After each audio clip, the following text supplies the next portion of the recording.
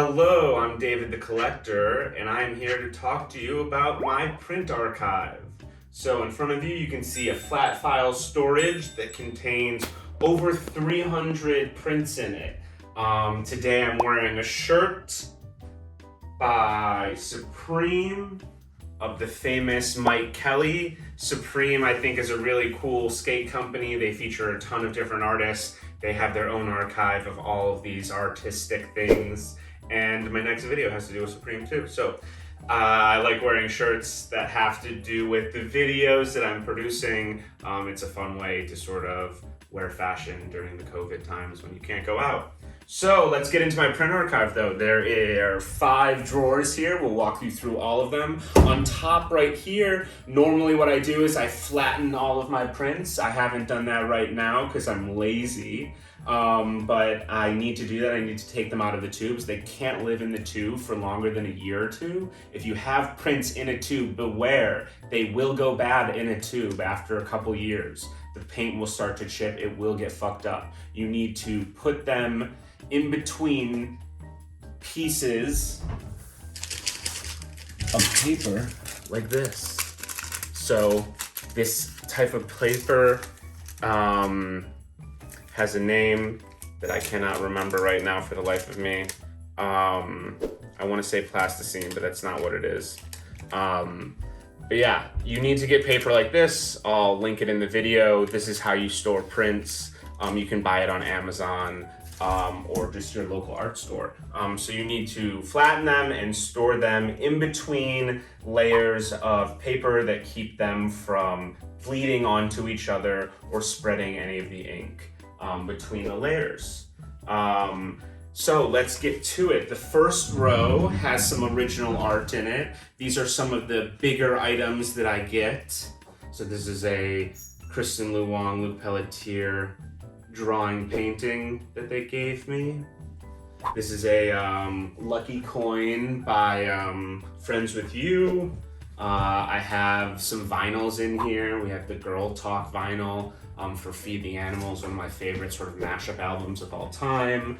And then you have some blister packs from some of the most famous Pokemon sets, the original Fossil and Jungle sets, not base set, but the ones right after that. So this top row, as you can see, the items are a little bit thicker. Ooh, we'll do, speaking of thicker, we have some pieces by Aaron Riley. This is Selfie Project 2, number 7 of 15. So this is made of fabric.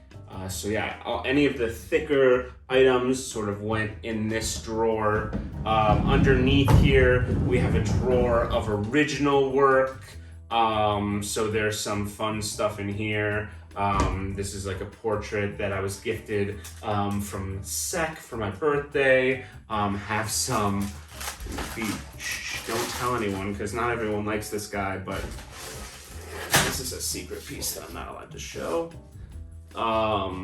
Some artists don't like to be on social media. This is a Robert Notva, so not a Nava, a Notva. So yeah, I bought these drawings from him just via Venmo on his Instagram. He also sells NFTs. So that's a cool drawer. And then 3 drawers of prints. On top of this one is the Josh Sperling sign prints. On top of this one, there's the David Howe. Probably still saying that wrong, but it's not David Heo, it's David Howe. And some other pieces. We have the Extra Time print show by K Studio. Some of the smaller works over here. And then, last but not least, we've got the second part of Lucky You from Gary Stranger, a signed Fuck Trump print by Kenny Scharf, and a bunch of others. So the print archive goes on and on. And there are a lot of items here. Let me put this one back. I forgot where this one goes.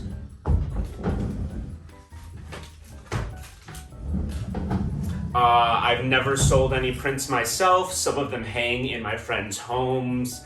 Shout out Ben Stein. I can shout out his name because no one's gonna be able to find him because his name's so common.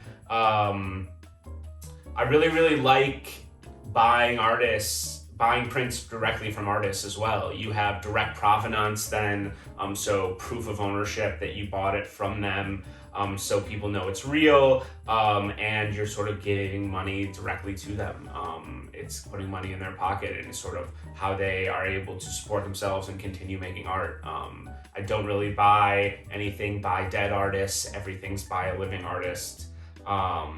And I view it sort of as a long-term investment. I hope one day that a few of these will be worth a lot, and maybe the way I sort of see it is in the future you might be able to sort of trade an artist some of their older prints for a newer original. So the idea that they'll want to be able to resell these to their customers one day, and I'll sort of have a bunch of them sitting that they can sell, and they're willing to trade me an art piece for it. Seems like a cool deal to me. So again, I'm not going to sell any of these, but if Cleon ever needs 50 of his prints back from an archive, right, maybe we can make a deal for another sculpture. So yeah, that's kind of how I think about it. I really love my print archive. To me, this really relates to the whole NFT scene.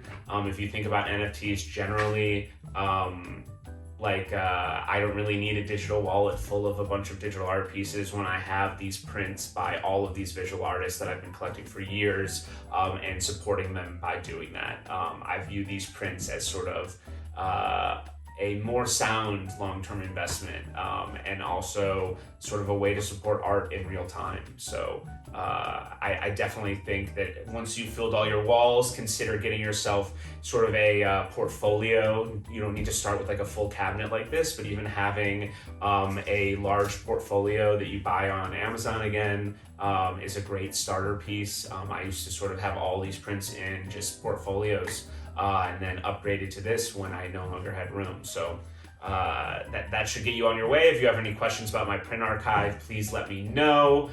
Please like and subscribe. It's free to you, and it really helps the videos for me. More people see them, and we grow the community a little bit.